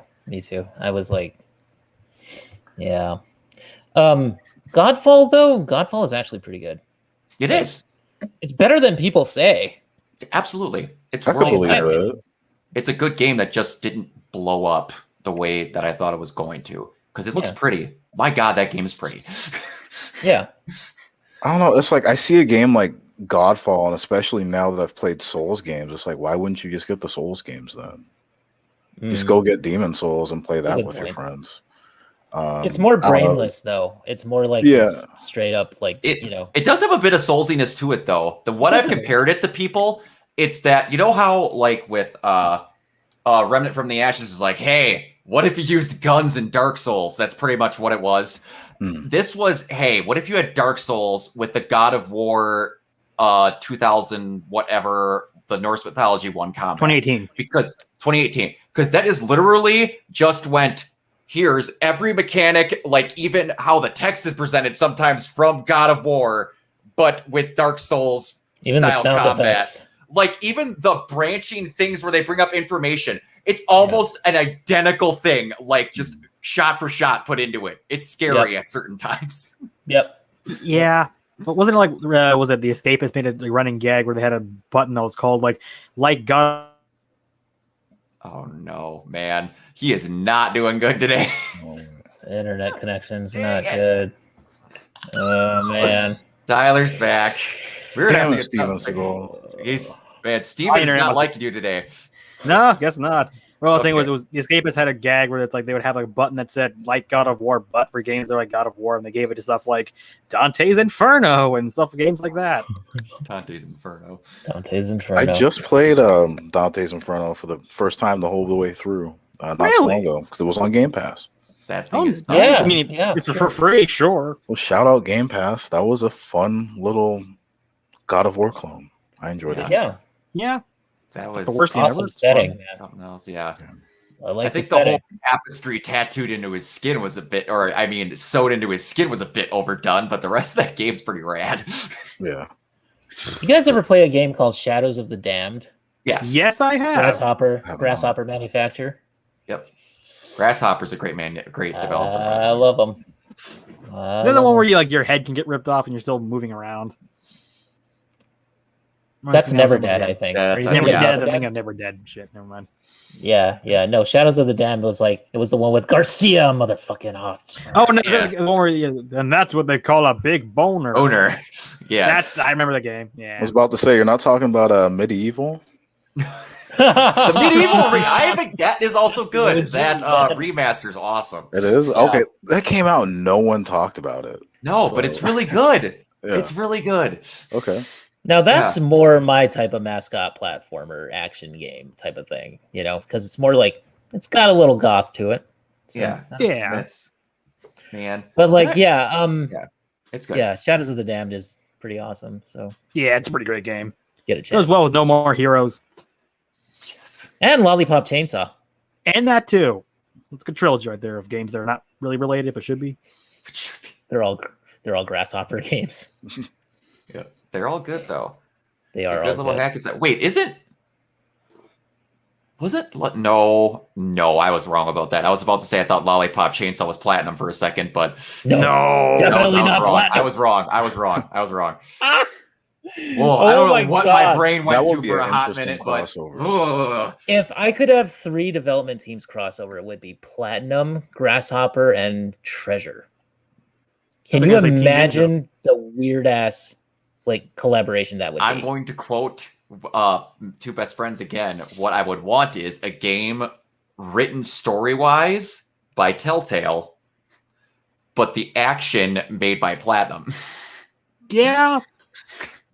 I legitimately cannot argue that in any way. It'd be good. Zane. Okay, let's ask you this. Okay, What would be go ahead. your fantasy developer collaboration? What would be that? Who are your favorite developers? Who would you put together? Okay, so And they can be anybody, even teams that are gone. Oh, I would Got have to it. throw Capcom in mind before we go away. Zane, go ahead. all right, I need BioWare. Point. There you go. I need that BioWare in there. Yep. Good. Since they're so good at story-based stuff, still let's go ahead and throw in Telltale in there. Let's get some different kind That of would be a dialogue options mammoth going. story game. Holy shit. Telltale and BioWare together, that would be crazy. Yes. Okay. Continue. Yes. And you know what? Fine, let's go with it. Let's say Housemarque. There you go. That would be so interesting if we Okay. got more of a story-based game from them, but still, incorporating that classic sort of arcade shooter bullet hell sort of stuff in between story beats and dialogue options. I think that Okay. would be interesting. I just got an idea. I got a crazy idea. But I got an Tyler, idea too in a let's, moment. let's do yours first, Tyler. Yeah, Go okay, because I ahead. was thinking about it for a moment. I'm like, okay, there's a lot of people I would like to see, and this is impossible, but I would love a historical open world game in the style of Rockstar, but written by BioShock Infinite's crew, like Ken Levine. Dang. with also a bit of Irrational Telltale Games at, writers their too. height. Yeah, like Irrational at their height with a little bit of Telltale writers in an open world game set in I don't know, let's just say the late 1800s, like New York or something like that. Like you can have all this social political stuff that would totally tick off the gamer crowd, but also have excellent gameplay that'll get you stuck for hours. Nice. That would be very, very cool. That'd And be what if cool. you had it made by the Creative Assembly? Oh, that no, I think of Creative Assembly. I think of some sort of grand strategy. Creative Assembly. Oh, okay, Creative Assembly doing a good Game of Thrones strategy game. I'd like that. Yeah, maybe. You know what you made me think about? If I may, Go ahead. Let's take out Housemark. Actually, let's throw in id Software. Give me Story Doom. Ooh. Oh shit. Oh Mic shit. drop. Oh shit. Dang, son. Oh. It's oh Give me man. Give me a shooter RPG that's not Rage, but Man. Now you got me thinking of more different stuff of what I want because I really like stuff with Tango Gameworks too. They're the people that Tokyo Ghostwire and Evil Within. Oh, Shinji Mikami. Ah! The master. Okay. I got one for you. What if you had Telltale and Kojima Productions? Oh, the weird part about that is I don't know how much story stuff would actually be being done by Telltale if Kojima was there. That's true. That's okay. True. It would be Kojima then. I got another one for you. Okay. What about Kojima? Take out Telltale. Okay. Add in Grasshopper. Oh boy. Because they are off their fucking They are off their rockers just a touch. Yeah. Man, awesome. I'm trying to imagine Travis touchdown inside of who did Deadly Premonition? Who took Deadly Premonition? Oh, what team did that? Swery. Add him in there. You would have the weirdest game ever. No, Swery meet Kojima. I don't know if you would have the weirdest game. You have the weirdest game that no one would want to play. I would play it because the trailer would come out. And I'm like, man, I'm sure it's great, but I did not touch Death Stranding because it was like, hey, what's the point of this game? You're gonna take packages across country. What else? That's it. You're playing a federal, like a UPS officer. UPS RPG, baby. Let's go. Yeah, you're playing a UPS guy going across the apocalypse. Did you play it? Yeah, I maybe got about 15, 16 hours through, and I'm just like, I need to shoot somebody. I need to. Oh, okay. I got another idea. Mixing machine games with dice, because machine games has like that really good writing quality for like their Wolfenstein games, but dice has like the best sound assets and graphics you can get. So combine that into like a World War II or World War I game, that'd be amazing. Do you guys remember Sega's team called SmileBit? Yes. They did Panzer Dragon Orta. They did Gun Valkyrie. Okay. Yeah, so they did like a bunch of the, they came into existence after like post Dreamcast or during the Dreamcast era kind of thing. Mm-hmm. So what if you had SmileBit? And let's see. Who would they pair with?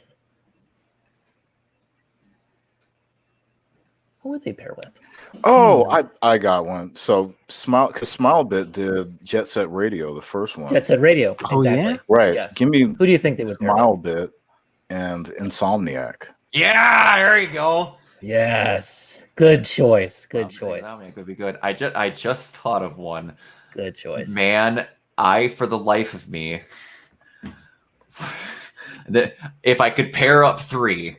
You would get BioWare style squad and talking together type of stuff with Platinum Games style combat, but it would be a Mortal Kombat character action game. Oh my god. Because I need more Mortal Kombat off the box spin-offs because they're never going to happen anymore because of how good they've gotten it just with laser precision of how good they make their fighting games now. I'm never going to get something like Shaolin Monks ever again. They're too good now to do like special forces. Yeah, I need something like that. And also, there's probably no monetization. So WB Games is like, no. Why don't we just do a crossover of every fighting game? Why can't we have Ed Boon do a freaking, like, I don't know, Street Fighter game? There's talk. Ed Boon is doing some stupid rumor spreading about trying to get it said that they might be doing a Marvel game now. Oh, and if they do, I'm pre-ordering. Yeah, pre-ordering that. It's over. Oh, Marvel, but with the quality of Injustice, sign me the hell up. Oh, I would cry. Marvel versus DC. Like Marvel versus Capcom versus DC versus Disney. Versus Mortal Kombat. Versus Mortal Kombat. Cross Tekken. Cross Tekken. Dude, they need to get the other end of that Cross Tekken. They need to get it done because give or take, it wasn't done. We didn't get to see the flip side where it was Cross Tekken featuring Dead or Alive. So featuring boobs. So what we're saying is Team Ninja and Capcom and Namco, Bandai Namco, and NetherRealm. Yeah. Let's All just in have the one. big old fighting game just slot pile. Yeah, Let's fighting get all game, their big like video top 10 game. people and throw them together. And Arc System Works. Just throw them in there. There you go. You just do them all. Sega's Virtua Fighter team used to be known as AM2. I want to see Scorpion fight, I don't know, just Nemesis, who's fighting, like, I don't know, like Tina from Dead or Alive, fighting, like, I don't know, Crazy, Ken. man. Fuck it, just do it all. No, I'm I would thinking like about to see it. Sonya Blade and Chris Redfield's daughter in an action game. Is that such? Oh my god, and the final finisher will be like, the Chris Redfield bread line will continue. Boulder Punch. Boulder punch to the that's balls. it. Boulder Punch into everybody. It's like Smash Brothers. Final Smash. Why doesn't Team Ninja just do a Scorpion game? Just give me like a just copy paste Ninja Gaiden and a Scorpion. There we go. I'm There you down. go. I'm down. I'm Totally down very with okay with them doing stuff like that. Did anyone here? Almost no one's played it. Has anyone here played the Ghost Rider movie game? No. No. It No, is I did Ghost not. Rider slapped on top of God of War. That's awesome. And That it sounds fits very good, actually. perfect. I'm always a fan of, if it works, rip it off. I don't care. That God of War 2018 is the definition of the gumbo game, as Willie likes to call it, where they're like, you like that mechanic? Throw it on in there. What was really cool in that one? Throw it on in there. You just mix it all up in the gumbo pot, and then the final thing gets out where they're like, oh, there's a little bit of that in there.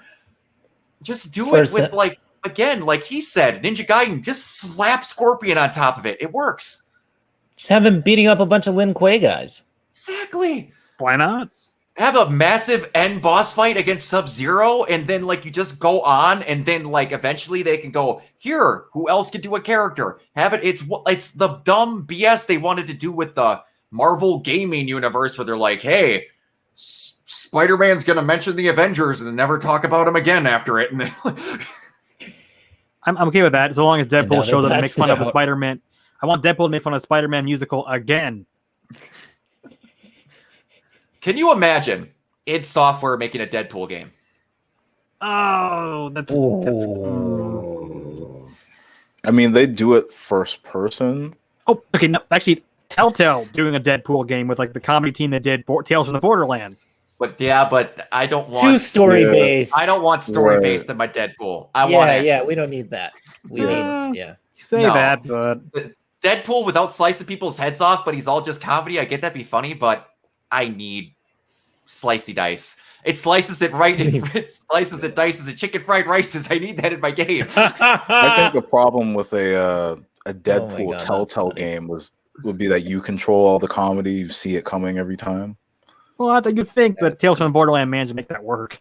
I don't know. Hey, It's just the Deadpool's last a very boss is you specific thing. suplexing a giant monster into the ground with a freaking like Power Rangers machine. Come on. Yeah. You know what? Since we're talking more Telltale Batman was so underrated. Yes. Yes. Okay, Yes. Thanks. I I'm not agree. No, going you for are, it. you are I played it 1,000% already. correct. I agree. 1,000% correct. Especially with you. Batman 2. Ending Oh. Within is amazing. Oh. Yeah, that was really good. I enjoyed myself. The first one had a bunch of bugs. Yeah, the first one had some problems, although I still think it actually had a pretty good take on Catwoman with Laura Bailey. That was an awesome Catwoman. Yes. I would play a spin-off featuring her Catwoman. Yes, I Yes. would. I actually would. might like her version even more than the Arkham version. Yeah, don't kill me. I might. I don't think I the might- Arkham version is all that great. You might kill him or you might like it. No, I might agree. Yeah. I'd agree. And I like the Arkham like Catwoman, but I'm just like Laura Bailey. She was kind of born to play that role. Yes, that is definitely a Laura Bailey role. Oh, Like she's really good at Whatever. sarcastic, smarmy, but kind of fun characters. And surprised she never played that role until then. Speaking of Arkham, by the way, when it comes out, by God, we are all going to hop on my stream or whoever's doing it of Arkham Knights. That is Yes. happening. We are Yes. playing that Gotham together. Knights, yes. Good Dude, Lord. Gotham dude. Knights. I'm sorry. Gotham Knights. Yeah. we I'm are so playing- playing. Yeah. I'm Batgirl. Who are you? Cannot wait. Where are you guys? Oh, Yeah. I want to I'm be taking Cassandra Nightwing. Cain. For the love of God, if Stephanie Brown and Cassandra Cain are not DLC characters in that game, I'm going to riot. Dude, thank you. Thank you for saying that because yes. Sands Yes. Kane is built for these damn games. I She need has my the coolest Steph. moveset. She's a mute and she reads people's body languages to fight. Give me my Stephanie Brown in a video game. Give You her know to what? me. Give me Jean-Paul Valley. Give I know him it doesn't make Jean-Paul sense. Valley. It doesn't make sense for the story Azbats that they're or really Azrael? doing, but at least for Azbats or Azrael. Azrael, It doesn't whichever have to one. though. If you're just gonna have DLC characters that you can throw in with voice lines, chuck that crap in there. Who cares? Absolutely. Well, Make that him makes The Azbats. actual Azrael suit in full motion with Make him Azbats too. Oof. Give him that suit for a costume, for a DLC costume, or for like a Be not a awesome. DLC costume, excuse me, an earned in-game costume. Thank Yeah. yes, and that's what they've said you will do, which is Yeah. thankful. you. Yeah. Oh yeah. They're As long as they probably don't have some gonna pan it out, though. shoddy loot system that you can't Yeah. see your gear that you're upgrading. Oh, Yeah. no, Here's idea like don't a do Batman that. game where it's none of the actual major Batman character. Where it's like we have Batman, but it's the Batman Beyond version, and we have Catwoman, but it's actually Holly Robinson. Don't Why even not? talk to me right now. I'm never gonna get like a whole open world Batman Beyond game. I might cease to exist for my brain being so happy. I would love that too. And get them back. Get Will Forte. Get freaking Kevin Conroy. Get all Will of them back. Will Was that? Friedle, yeah. Not yeah. not Will Forte. Will Oh, I'm Forte. sorry. I Not screwed Will that up. Forte. I screwed that up. Little Holy different. crap! That I screwed that up. Yeah, Oh, that that's was my okay, bad. man. That was my bad. Get Don't Will worry. Forte to do someone. I don't care. Right. I got too Oh, excited. man. I got too excited. No, I hear you though. We also mean, have I like that. Suicide Squad. I mean, this is like the best opportunity that they'll have to introduce all those like really lesser known characters and stuff. Yeah, they could just throw Terry into this one. Yeah. Yeah, let's Terry. not? Let's get them all. Or just make like a story DLC out of it and have him like come get zapped into the past from the future or something. If that's what happens, and all of a sudden there's Batman. Ooh, you give me an idea. Okay, so Oh, boy. don't get him zapped in the past. Okay. Do something Zap everybody all in the the way future. in the future, and just have it be a standalone sort of like what's the Far Cry Blood Far Dragon? Cry, Blood Dragon. Yeah, yeah. Yeah, Blood Yeah. Dragon. Yeah. So there we go. Batman Beyond. have it be his own little Awesome. story, and he talks. And you could even what would be really cool is you could use that to set up story stuff. Because if they're going to do like a Knights sequel, you could have Terry talking about stuff that hasn't happened yet, where they're teasing stuff for the sequel, but it'd be really natural because he's just like newspaper ads about certain characters dying or certain plot points. And They could even, if they wanted to tie it into the comic stuff, now they could call it something like Future State, they could. Yeah. even though Future State kind of sucked. Although you could tie in some weird stuff like, oh yeah, remember that time the Joker got killed by Calendar Man? Yeah, fun times. Remember that time that the Joker stole Mitzi and Pitlick's power and killed Batman on a daily basis for like a year? They got bored of it. Oh, Breaking. boy. They're actually adapting a Dark Knight Metal for a video game. No, they'd never do that. I would like. love Oh, it. my brain broke for a second. I was like, I would love it. What? I would love it. I would love it. That I would want be it. something. Oh my gosh. Maybe at Fandom they'll announce it. Who knows? Yeah. When is that again? Isn't it October this year? Okay, I thought it was November. I was wrong, but yeah. Maybe November. It might be November. I don't know. Oh man. Yeah, man. We just fantasy a lot of stuff We up just that fantasy almost never booked. happen. We And just that fantasy upsets me. booked the whole entire video game industry right there. Oh man. Oh, dude. Midway of the 90s with who would be a good match for them? You want to know what? Now that I'm Sega thinking of about the it, I want the 90s? Far Cry team making a Deadpool game in third person. Oh yeah, the people that did Blood Dragon? Yeah. Yeah. Yes, yes. That'd be dope. They need to have more stuff. Speaking of Blood Dragon, they need to have more crossovers like when they did now I can't think of it. The biking motocross game. Oh, That's- Trials. When they did Trials Blood Dragon, they need to do more stuff like that. I mean, That I game would was play so good. Trials Resident Evil, where it's just like Chris Redfield got to punch boulders on a freaking motorcycle. They could bring back Elsa Ryder, the girl that was supposed to be in Resident Evil 2 instead of Claire. Yeah, we could finally bring back Oh. Elsa. Yeah. Here's what we do. We do Maybe have Resident Rebecca Chambers Evil, show up finally again. Go. crossover Resident Evil with Carmageddon. Oh, Bring that franchise all the way back. Are you kidding me? You would just be Chris throwing boulders at people. Claire, like Jill, would turn people into sandwiches. now can you imagine like every Resident Evil meme just turned into a freaking like car crashing game. Mary's car would just be a revolver with wheels. I really appreciated it when I found that hidden key. I used the lockpick on the drawer and found the key, and then the achievement said the master of unlocking. I really appreciated that. They had to. So every time Barry runs into something, he has to go, "What is this? What is this? What do you think of it?" What, Zane, I know you're not this? too much into Resident Evil, but there's great points from that beginning. That first game, just like the first version of that game, has such horrible dialogue that people remixed it into a porn.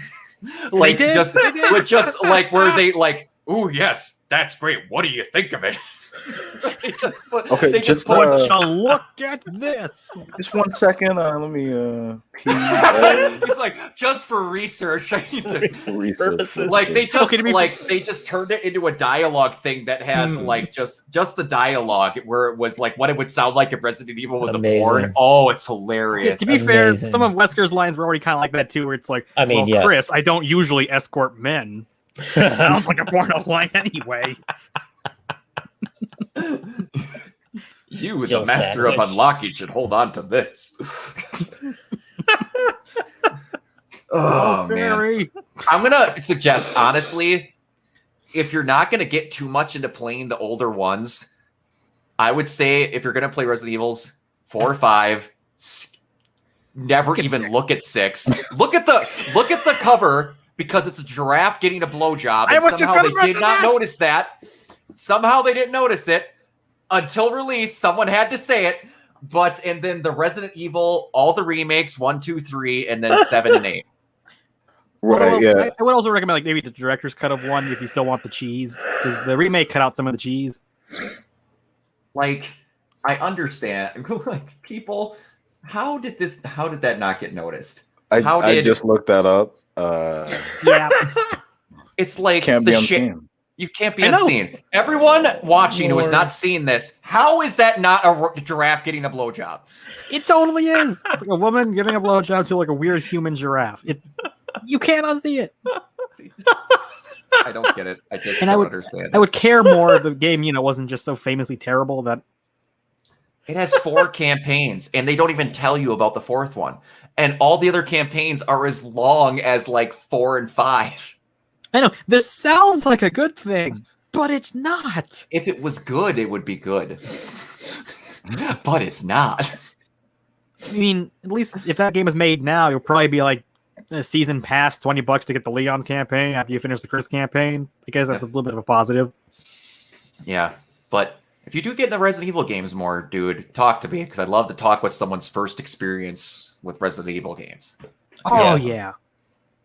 Definitely. I know at some point I will especially make it. Yeah, I'm especially going to make it a point to play 7 soon here. So. Oh, you will not regret it. Yeah, in 7 you can knock out in a weekend. Even taking your time, you can knock it out in a weekend. So I love it. Yeah, actually, knocking out a game in a weekend. I sped run that thing in like 2 hours 28 minutes. No, it's not bad. It's a cool, crisp, complete thing that you feel like you played a full story and you can just breeze through it and take your time and then knock it out in a few days. And there's there's not too many references in the mainline game. It's totally a good spot to jump in. Yeah. The dying is actually entertaining. Yes. Yes. This is something that I'm glad they brought back. The ridiculously overlong death animations. Yes. Yes. I actually don't mind dying in those games. Like, and dying for me is like really just a pain in the ass in games. But like when Mia kills me, I was just like, oh, that was entertaining. And then when Jack kills you, he'll grab you and like rip your head off and then go like, "You're pathetic, son." Yeah. But he's an interesting one because when you, when he kind of catches you, he just attacks so slowly. Yeah. It's like they're totally giving you a chance to get away from him. They've gotten a lot better with that, which I think they're going to kind of take that away with Demetres. I'm sure Demetrescu. I know, but anyway, we're like, I think she's going to kill you if she gets a hold of you every time. Probably. Like, when you play the Resident Evil 2 remake, like you just get haymakered by accident. He just stands over you like cracking his knuckles, going, "You're gonna get up." I Get love up that ahead. detail where It's like- he'll give you like a slight out, but then he'll just beat you to death anyway. Yeah, it's really weird. They're an obstacle more than anything. They're not meant to kill you. They're just, yeah, it's something else. Yeah, and also I'm gonna be honest. 0 out of 10 of one of the death animations is not getting stepped to death. Come on. When you I would be honest, in a game where she has claws that shoot 10 feet out of her hand, I would be a little. I'm okay with not giving into the fantasy here. They'll do it. It's- There'll be a couple death animations, and that'll be one of them. yeah, I'm up But- for it. it's gonna Go be ahead. fun. Which I had to mention this aside, which is my most favorite article of the week is that Polygon article. Is just like the popularity is overtaking the game. If you go on Amazon, type in Resident Evil Village, the game isn't even the first thing that pops up. It's nothing but freaking like sexy artwork of Lady Dimitrescu. Oh, bet? Okay. I'm not kidding you. He's just like slyly looking at the other monitor. Don't mind if I do. And I was imagining some Capcom employee going like, "Oh my god, what have we done? People can't even find the game. They gotta dig through all the smut first." You know what? My first thought, because apparently That is there's, I think there's like an 11 gig day one patch for Yep. Mass Effect. There is. Yes. Oh, Okay. I'm like, Yeah, At least well, on PlayStation. if we're gonna do that, we need to put Miranda's ass shots right back into the game. I was You shouldn't gonna have taken it say, out. The when I was best part doing about that was my buddy at work heard about that. He's like, it's them adding in even more ass shots. Yes. that's what I was Her butt's just that big. I was kind of hoping you could do more customization with the cover, so we could just say, "I'm gonna play Ass Effect," and it's just nothing but pictures of Miranda all over the cover. Oh, man. Disappointed. If we're not gonna, I don't know if we're gonna have you on Zane next week. What is something that could be small enough in that Mass Effect remake that they could change? Like I have said, and it won't happen, but I would like it, is that they would give a face reveal to Tally. Like just a scene, you don't even have to add dialogue. Just like when she takes off her helmet on Rannoch, they actually show her face instead of that dumb photo on the side of Shepard's bed. Yeah, we That still would be want to talk something about I that. would like to God. change, but what would be something small and minuscule they think they could change enough in it for the remake? Mhm. I would actually go with you on that, given that it is, more or less a remaster and not necessarily a remake where they're getting people to do additional lines and whatnot. Because I especially would have liked them to fill out some of the romances that were established in Mass Effect 2 and Mass Effect 3. Like, I don't know. I just didn't really like the conclusion of your romances with like Miranda or Jack in Mass Effect 3. I feel like they were just a little All half-baked. Yeah, Miranda's Um, especially. So, Well, yeah, No, yeah. I it's mean, not if they would Jacob have, bad. it's not Jacob bad, but I mean, it's disappointing nonetheless. Yeah, I agree. So if it was a complete like remake scenario, I would prefer them to do that. Given that it's a remaster, I think you could easily just add in, a few extra scenes of having Tally without her mask on. I think that'd be solid. That'd be something the fans would like. So, that's Okay, I what do have one thing I would love to see change. It's a minor thing. Is that Mass Effect 1 has a lot of scenes where you click something and it'll give it a text box instead of anything actually happening. And the worst one is that that trinket you get from the consort. And if you go to some random like planet, you get like this 10-paragraph text box of like being a caveman being attacked by like ancient Protheans. And I wish that was a cutscene. There you go. That's a good one. I That like could be. that. That'd be a good one to change. Yeah, you don't need dialogue. Just make a cutscene like when you touch the beacon, like something, not a text box for 10 clicks. Patch in the multiplayer. Good That- luck. Good luck. I know. They're going to No, keep no, that no. server dead until they make multiplayer for 4. That's exactly what's going to happen. Yeah. I mean, you can still probably. play multiplayer on the original version though. Oh, But, like, that's true. Yeah, you can for now. And of course, pour one For out now. for Nice Pinnacle spoiler. Station, the one DLC no one liked, but somehow already missed. Well, yeah, no one liked it. It was Xbox only too. I never wasn't it? played it. Yes, it was. It's weird. Because Even I when didn't they realize that Xbox was Mass Effect was an Xbox exclusive at first. Yeah, for a long was. time until like after Mass Effect 3, it got ported over to the PlayStation. But when they ported it over, they did bring Pinnacle Station. Yeah. And they're not having it on this because I guess the code got corrupted or something. Something like that Yep. was made by a different studio, I think, is what I read. It's like, Yeah, it was. there was Yep. weird story there. I did Yeah. not have an Xbox back then, so my copy of Mass Effect is the trilogy, sort of like box collection Same here. that they have for PS3. So, Nice. So you had like Yeah. the comic book intro thing. right? Yeah, that was Yeah. Awesome. that was pretty cool. Yeah, it was interesting. So All right, a buddy of guys. mine- before we get away, a buddy of mine just messaged me that the person who is voiding Lady Demetress just made a Twitter to officially announce who her name is. I was gonna say, because I found out an hour ago, a friend told me that. I'm like, no, that wasn't actually Mary McGlynn, even though it freaking looks like her and sounds like her. No, it's not. Like she doesn't even someone have new. a date of birth on the freaking Resident Evil wiki. It's just Maggie Robertson. Oh my god. I hope that woman is Okay. prepared. Oh my I'm god! sure she's been monitoring. I just went ahead and just popped Resident Evil Village in the wiki. They already have somebody with the whole plot up there. That didn't take Oh, I've been avoiding dude, YouTube all really? day because I was just I always use it for white noise when I eat or something like that. And they're just like, here's the whole ending cutscene. I'm like, oh my, I've been avoiding Twitter don't because do that. I saw that both her name and the game have been trending all day, and I'm like, do I want it? No, don't do it. Don't do it. Well, cheers to that woman. I hope she'll be happy to be a convention staple in about a year. Oh yeah, she's gonna have lines for days, and she'll get more. To be stuff fair, because I'll of be it. in line too. I'm not gonna Yeah. lie. And she's going to be having games for the rest of her life because Capcom is a fraternity that where if you do something for them once, you're going to be doing stuff for forever, even if it's a big role or a small role. Exactly. Like Ruben Langdon is employed for life. Yeah, exactly.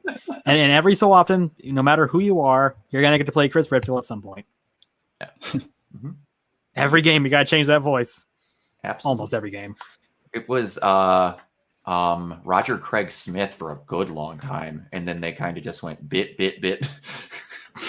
Every game, you gotta change his appearance and make him sound different. You can't be Sonic and Chris Redfield. That's too much. No, you And can't punch I think boulders they're- and go and fast. They're pretty Batman. similar That's characters when you get to I don't know. They both have a ton of weird I fan mean, they art. kind of are. All right, guys. Stones, rings. I think we've done it. I think we've done this episode. I think we're good. So, Mhm. Beautiful. so Zane, man, where can everybody find you online? You can find me at Lil Salsa Boy. That's Lil Salsa Boy, 2 eyes on Instagram and Snapchat. You can also go to zanegear.com. That's ZAYNE gear.com. I'll be dropping some cool Nice. clothes for my album starting tomorrow. So hope you guys check that out. Nice, man. Tell us about your album. What's up? with Yeah, that? so it's more of like a pop sort of hip hop thing. It's called Saint. It's going to be a 9-track album. It's going to come out sometime next month in June, and a single will. Yeah, I guess I can announce that here when a single is going to come out on May 28th. So Exclusive Yeah. announcement. There you go. exclusive announcement. Yay. Yeah. I'm gonna have to get signed in for that so I can wear some of your gear while I'm streaming. Heck Definitely, yeah, man. man. Let's do it. Let's do it. Absolutely. That's awesome, dude. I'm so happy for you, man. Proud of you. Thank you. It's Awesome. awesome. Appreciate it. It's great. All right, Tyler, where can everybody find you online? Oh, they can find me at Twitter at BioWD. I'm usually just talking crap about history with a couple friends. Probably going to be tweeting about Resident Evil in like an hour. Yay. Nice.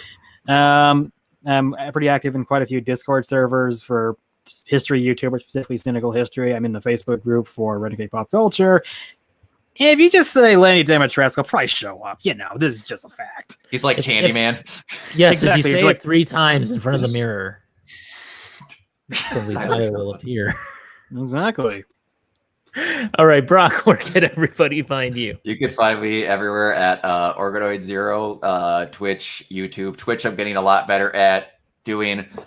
So I'll be doing a lot more of Resident Evil on Fridays again, like I used to. Mass Effect will be on once it comes out. Will be every Monday for eternity because I've played that game for forever. So that's just going to be that. And I'm finally going to get my head out of my ass. I know I've done it for a while, but I think I'm finally going to start screaming Donkey Kong 64. I'm pretty excited about getting that because Castlevania made a really good HDMI I was converter. going to say it. I got my dress right here. Jeez. It's nice. But yeah, and on Arcade here, and Fresh Takes is the main thing that comes up on the site. Again, Kiona for sharing those. Oh man, I gotta Yeah. get on that. I'm so Hey, sorry. you're I'm good. late. I've I'm been late. waiting on sharing some of them because we started doing some other stuff, and Okay. I'm getting artwork for the other stuff that I need to do. So I've been stalling a little. So you have time to catch up. Okay, cool. Yeah. Yep. But So we're almost there. Okay, Almost guys, you can find me on Instagram at Neoplasmic24. Also on Steam, you can add me up on there. The website, of course, is renegadepopculture.com. That is where we have all of our show notes and our episodes and everything. Taking a new approach with the show notes lately, so just less rambles from me and more just like watching the videos and enjoying the podcast for you guys. Hopefully that works. We'll see how it goes. Also, Facebook and Twitter, you can find us on our official page. It's at Ren Pop Culture, Ren not Stimpy.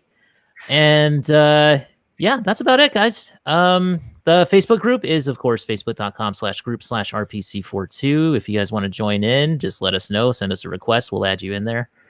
No questions asked for the most part. Just obey the rules. But absolutely. yeah, the rules are there are no rules. No, this ain't Fight Club. Okay, so anyway, guys, enjoy Resident Evil Village if that is your cup of tea. I hope it is, because it looks like a really awesome game, and just like, have fun playing Returnal if you guys are playing Returnal. Zane, thank you so much for joining us, man. Can't wait for your album. Looking forward to it. Thank you for coming on. Yeah. And coming back on the crew with us. Hopefully we can have you again, maybe next week or the week after. Hopefully. We Sounds good to me. Thanks for having me. Yeah. All right, guys. Have a good one. Peace out.